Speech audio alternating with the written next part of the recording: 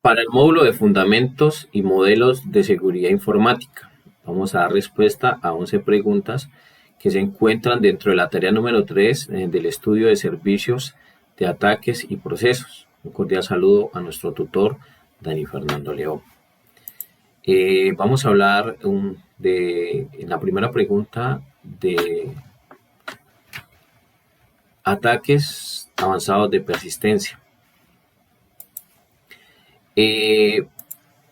Los ataques avanzados de persistencia son ataques cibernéticos sofisticados y son prolongados durante mucho tiempo, es decir, que no son fáciles de detectar, lo que permite que el objetivo sea robar información confidencial de las organizaciones y de las personas. Tiene unas características fundamentales, que es sofisticado, es un ataque que utiliza malware, la ingeniería social y ataques de vulnerabilidades desconocidas. Es persistente. Se mantiene oculto durante largos periodos de tiempo, lo que dificulta la detección y la respuesta, es decir, poder nosotros dar una respuesta oportuna con respecto a un ataque. El objetivo es robar información confidencial, como datos financieros, secretos comerciales e información personal. Entre la información personal, pues, hoy en día los fraudes cibernéticos se han vuelto muy comunes y siempre son dirigidos a las personas para tratar de robar la información. Hacemos referencia a unos tipos de ataques que se presentaron en el 2022, como el ataque a SolarWinds. Fue un ataque con malware que le permitió acceder a las redes de más de 18.000 organizaciones. Siempre el propósito de los ciberatacantes es robar información. El ataque a Microsoft Exchange, un servicio de correo electrónico que tiene Microsoft, donde a través de un ataque explotaron vulnerabilidades a través de correo electrónico, y donde se vio comprometida información de muchas organizaciones y personas. El ataque a Kaseya se realizó a través de un ransomware que se extendió a más de 1.500 organizaciones.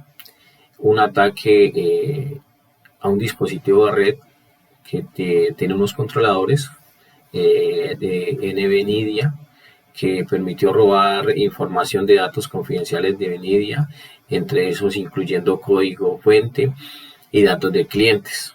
También un ataque a Microsoft, que logró acceder a los sistemas de Microsoft y robar datos confidenciales, código fuente e información de base de datos de los clientes. Para dar respuesta a la segunda pregunta, vamos a hablar de los tipos de ataques más comunes.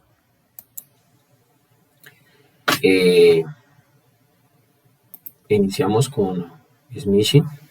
Smishing es un ataque donde se crea un mensaje de texto, fraudulento, que es muy atractivo para la víctima.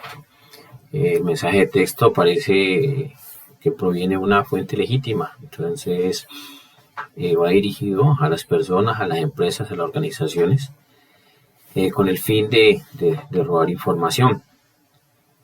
Para nosotros poder contrarrestar este tipo de ataques, debemos ser cautelosos con los mensajes de texto de origen desconocido, es decir, conocer la fuente que si realmente el origen es realmente donde dice ser. No hacer clic a enlaces ni archivos adjuntos de los mensajes de texto, porque normalmente son de origen desconocido, o de pronto son conocidos, pero muchas veces es una forma de atraer a las posibles víctimas.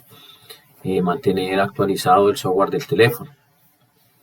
Un ransomware, un ataque de ransomware, es una distribución de malware que ataca a las víctimas a través de correos electrónicos, a través de la modalidad de phishing, lo que normalmente se conoce como pesca.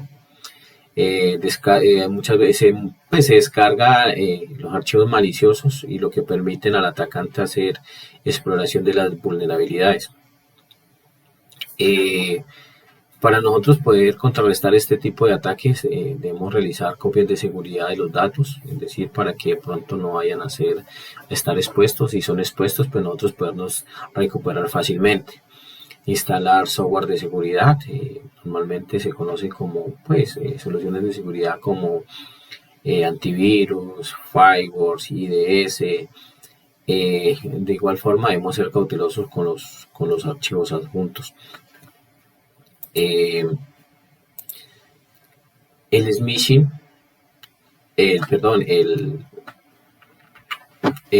defacement es un ataque que modifica el contenido de un sitio web, es decir, normalmente no tiene permiso del propietario. El atacante puede cambiar el contenido, ya sea en los mensajes, de las imágenes o cualquier tipo de contenido que desee. Para nosotros contrarrestar este tipo de ataques tenemos que implementar controles de seguridad. Pues hoy en día normalmente nosotros, muchas de las empresas o las personas que tienen servicios web no los administran directamente. Entonces lo que hacen es adquirir un servicio a través de un tiempo determinado. Ellos manejan unos controles de seguridad. Es pertinente que nosotros conozcamos de qué manera protegen nuestra información. Educar a los empleados en las organizaciones o nosotros mismos tener conocimiento de cómo se hacen este tipo de ataques. Y realizar copias de seguridad, muy importante. Entonces los paneles de administración de muchas de las plataformas nos permiten hacer copias de seguridad. De hecho, nosotros tenemos que estar haciendo copias de seguridad para evitar este tipo de ataques.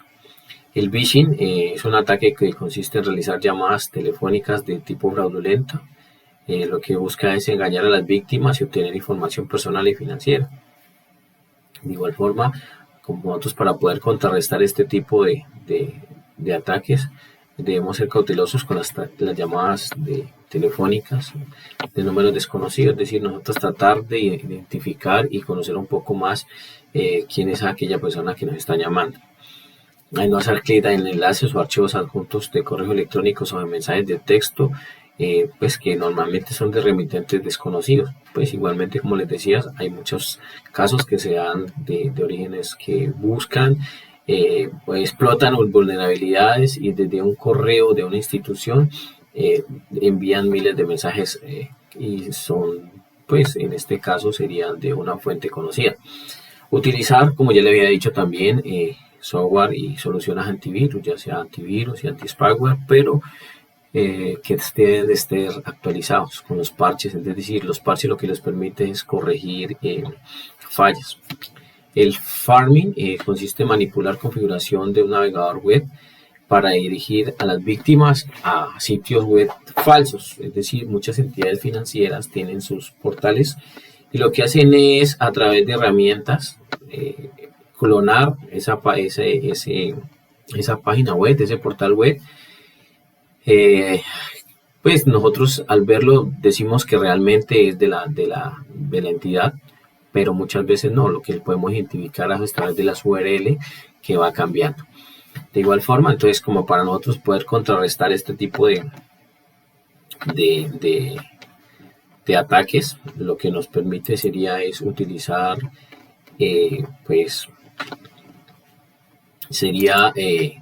utilizar antivirus, soluciones de seguridad con virus actualizados, instalar cortajuegos en los navegadores web y utilizar VPNs para navegar en Internet. En la tercera pregunta vamos a hablar un poquito de los IOC.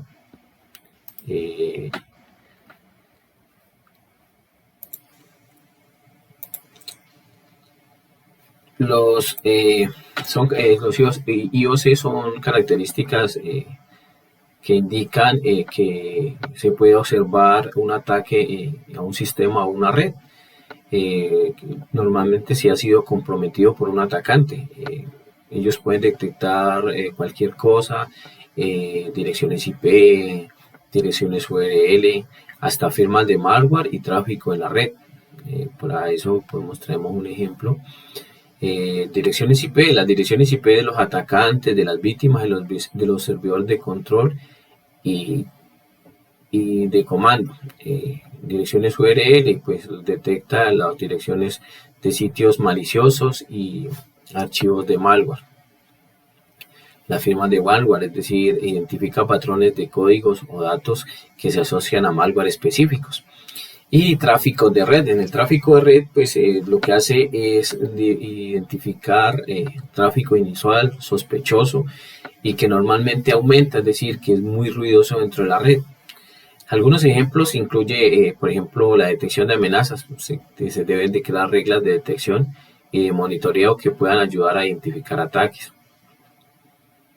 Investigar sobre los incidentes. Los IOC se pueden utilizar para investigar incidentes de seguridad, lo que va a permitir a las personas y las organizaciones comprender desde dónde se produjo el ataque y de qué manera se realizó. Lo que nos permite también es prevenir ataques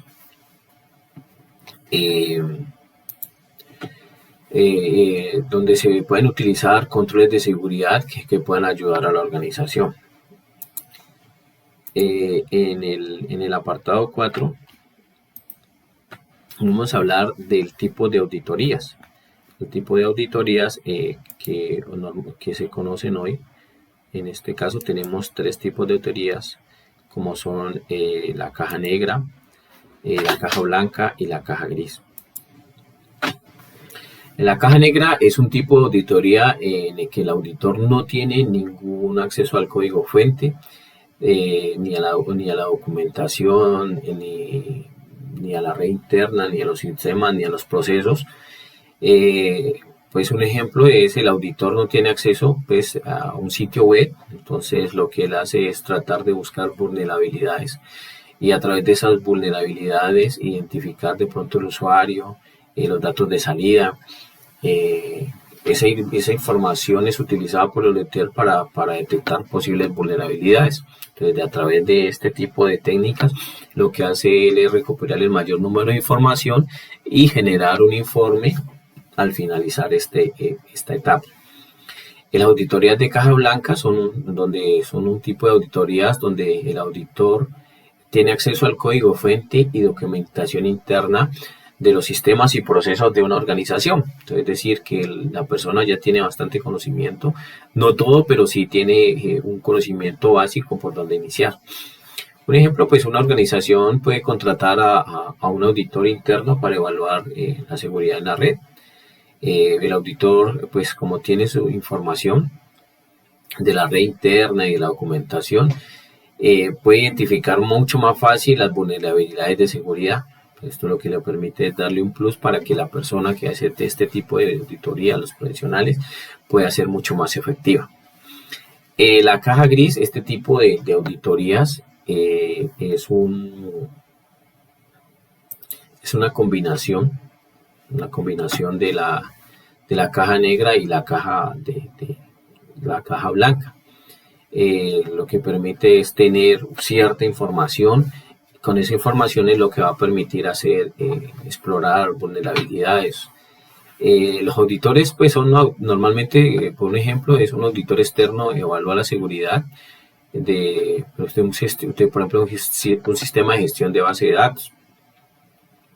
Como el auditor tiene documentación del sistema interno, pero muchas veces no conoce el código fuente. Entonces, con esta documentación que tiene, lo que hace a través de herramientas, identificar de pronto qué tipo de vulnerabilidades puede explotar para obtener el código fuente.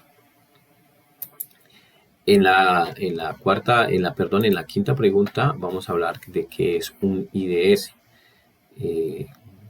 Como su nombre lo indica, son sistemas de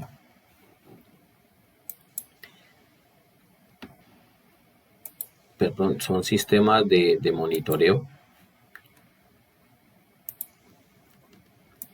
Es un sistema de informático que monitorea la red de actividades sospechosas, pues normalmente lo que se conoce como ruido, es decir, Hay software que lo que permite es escanear puertos como Nmap, que escanea puertos, pero muchas veces no lo hace de forma silenciosa, sino de una forma muy brusca.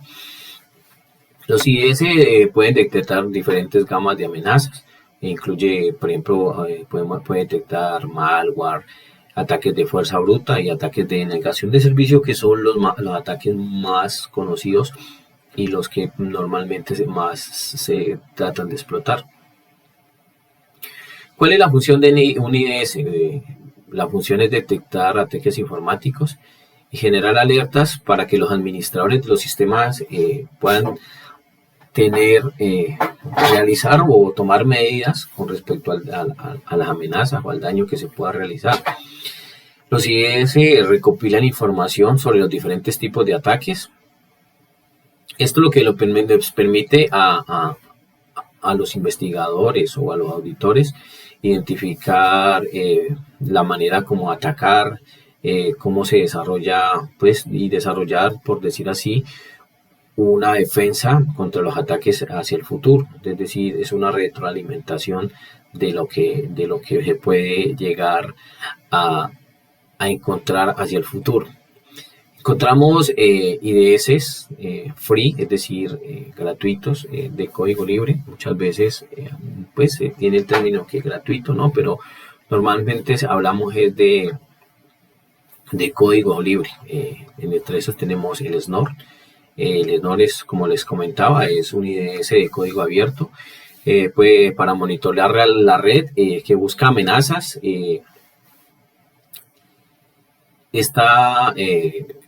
Fue creado para diferentes plataformas como Windows, Linux. Entonces, es decir, que abarca un sinnúmero de opciones. El Suricata también es un sistema de código abierto similar al SNOR. Igual forma, detecta vulnerabilidades, identifica ataques y recopila información. También está disponible para plataformas como Windows y Linux. Normalmente, pues las plataformas, hablamos un poquito de las plataformas, es decir, de los sistemas operativos que normalmente conocemos. Pues hay un hardware dedicado donde el IDS lo que va a hacer es monitorear grandes cantidades de tráfico. Y en el gráfico en la red, el software, a través de hardware, pues es como por decir así, dispositivos, y el hardware son dispositivos, son software que se instalan en servidores y computadores de escritorio. En la pregunta 6 vamos a hablar un poco del funcionamiento de Nmap.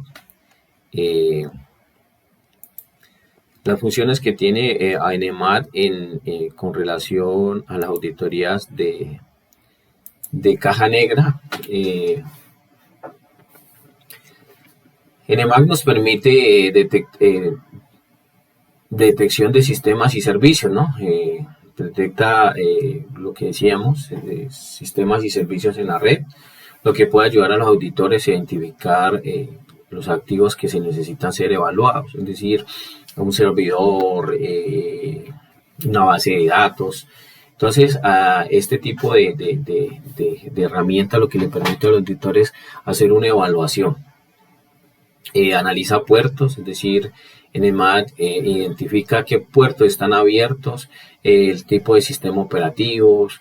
Bueno, pues como nosotros conocemos que hay más de 65.000 puertos. Dentro de los primeros 1.000 puertos ya están asignados a un determinado tipo de servicio. Igual forma, él lo que hace es identificar el puerto a qué servicio pertenece. Lo que permite es escanear vulnerabilidades.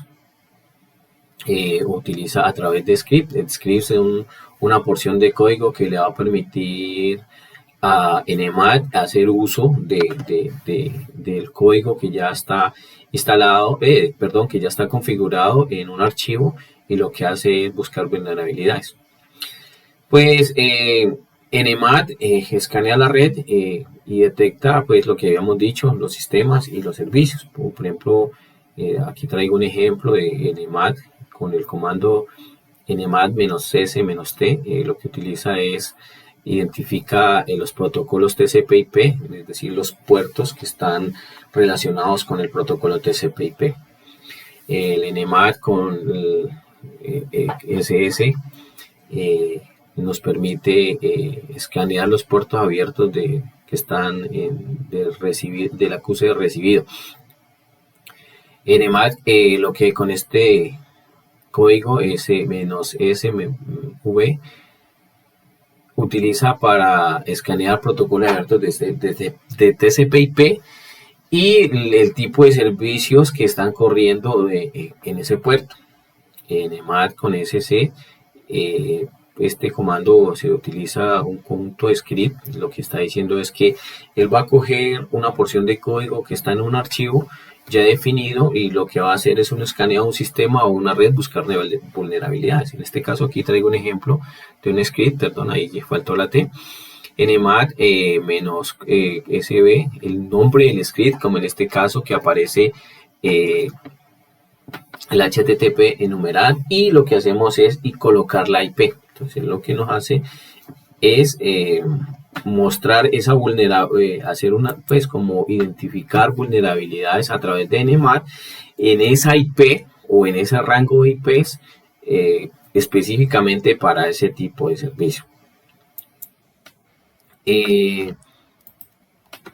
Vamos a hablar en la pregunta número 7 sobre Kali Linux. Kali Linux es un sistema de código abierto que lo que permite es hacer uso de muchas herramientas. Es un código abierto que está basado en una distribución denominada Debian, como pues muchos de pronto conocerán o tendrán conocimiento de que Linux es un sistema de código abierto, pero a la vez tiene muchas distribuciones. Las más conocidas podemos hablar de Ubuntu, Debian, como en el caso de que está basado Linux. Entonces lo que hicieron fue coger el código de Debian y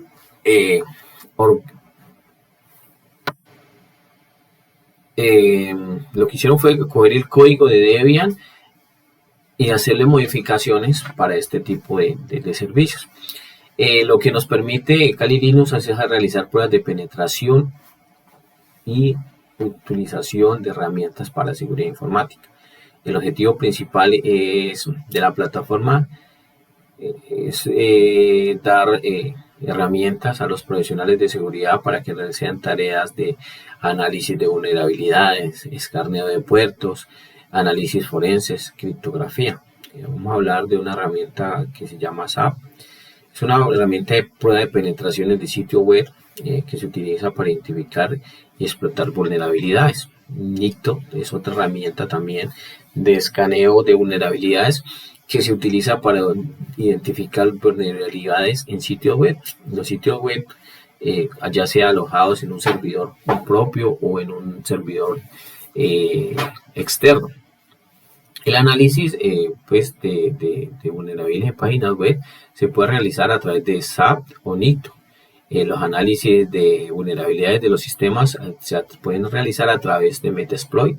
Metasploit es un framework que nos permite hacer uso de un sinnúmero de opciones que nos ayuda a identificar vulnerabilidades, y a su vez a explotarlas.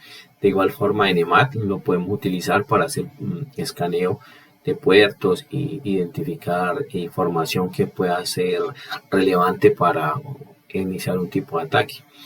En el análisis forense, pues encontramos Wireshark y una herramienta que se llama Forensic Toolkit, que lo que permite Toolkit es tener un sinnúmero de herramientas que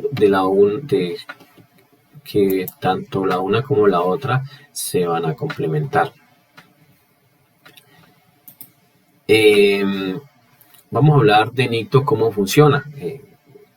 X, por decir así, detecta vulnerabilidades de sitio web y Y escanea los sitios web en busca de directorios web ocultos, errores de configuración y vulnerabilidades de software. Bit, de igual forma, para Y y Z, Y realiza ataques de phishing e ingeniería social contra los usuarios. Y Z captura la información y los análisis de los datos de los usuarios. En la pregunta número 8 vamos a hablar del pentesting, que es un pentesting.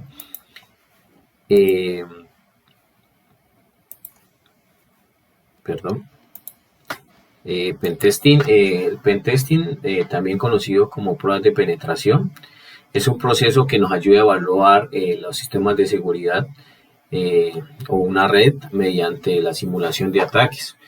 El objetivo principal del pentesting es identificar y explotar vulnerabilidades en los sistemas y evaluar la red de acuerdo a la capacidad de resistencia en ataques reales. Es decir, se inicia con un proceso de evaluación de pruebas para poderlo llevar a cabo allá en un entorno real. Las pasos para ejecutar un pentesting adecuado es una planificación. Es decir, la fase de planificación es donde se recopila información sobre el sistema o la red a la cual se va a evaluar. Esta información ya sea de la arquitectura, de los servicios, de las políticas de seguridad o los procedimientos y respuestas a los incidentes, ya sea que se tengan documentados o que se tengan implementados. En la ejecución, pues en esta fase de pentesting se utiliza una variedad de herramientas. En este caso, como estamos hablando anteriormente de Kali Linux, hay herramientas que nos permiten hacer este tipo de procedimientos, que lo que nos permite es identificar, explotar vulnerabilidades en los sistemas o en las redes. Esta técnica incluye escaneadores de habilidades, pruebas de fuerza bruta, ataques de ingeniería social y ataques de explotación. De igual forma, podemos hablar como herramientas como Kali Linux, como Suricat, hay otra en software libre parecida a Kali Linux que en este momento no me acuerdo, pero tiene herramientas que nos permiten hacer este tipo de pentesting. El reporte. Bueno, el reporte es presentar un informe documentado de los resultados del pentesting, es decir, de las etapas de la planificación, cómo se ejecutó. El informe debe incluir las vulnerabilidades que se han identificado, es decir, clasificarlas de acuerdo a su grado de gravedad. Y al finalizar se tiene que hacer una serie de recomendaciones.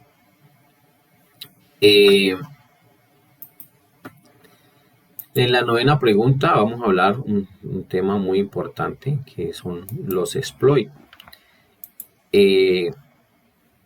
Los exploits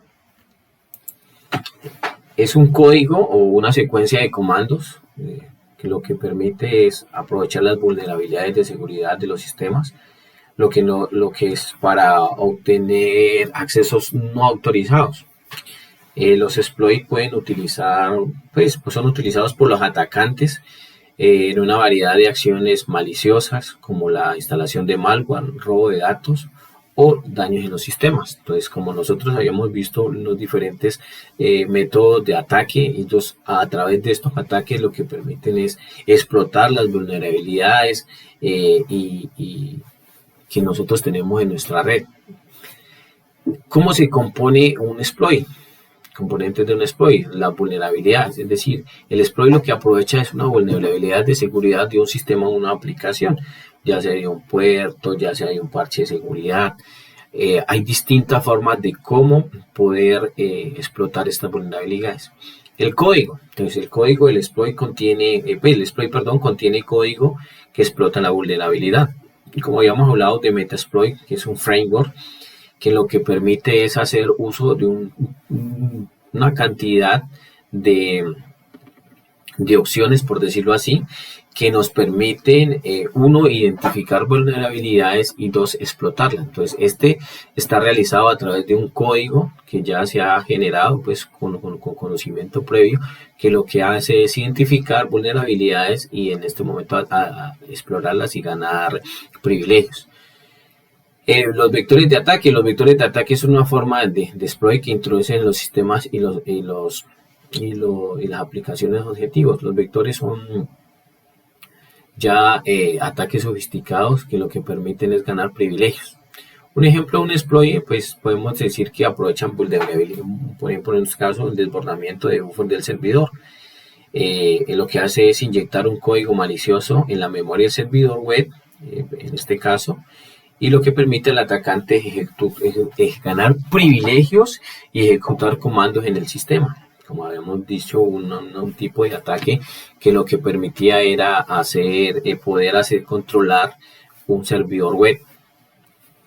De acuerdo en la 10ª pregunta, vamos a hablar un tema de lo que se había del anexo 3 que relaciona un ataque de University.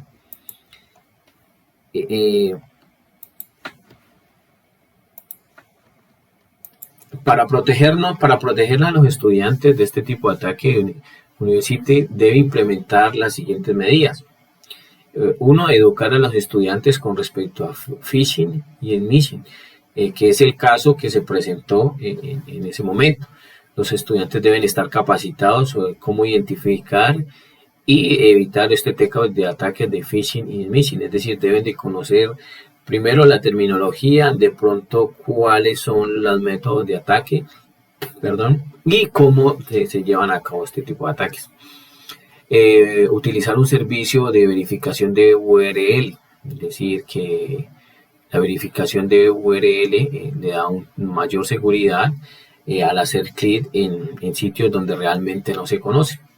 De igual forma también se percibe la necesidad de instalar soluciones de seguridad, antivirus y de firewall, es decir, los estudiantes deben saber de que muchas de los servicios y de los equipos que ellos y los dispositivos están protegidos contra este tipo de ataques o de malware. En la pregunta número 11 vamos a hablar un poquito de un tema de los equipos de respuesta de incidentes.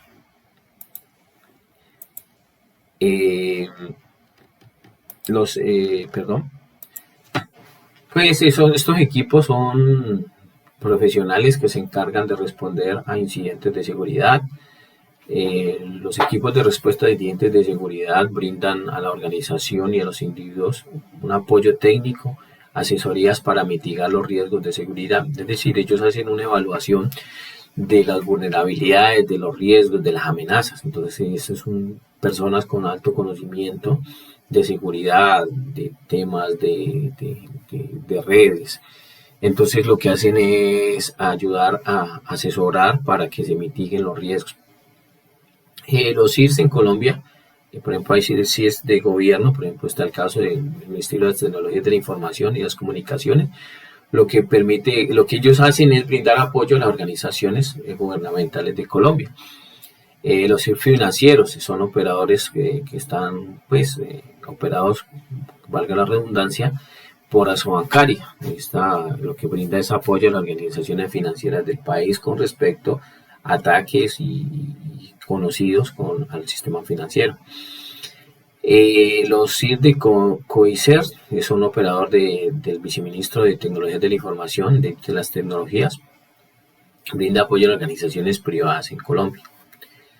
Quiero agradecer su atención. Muchas gracias.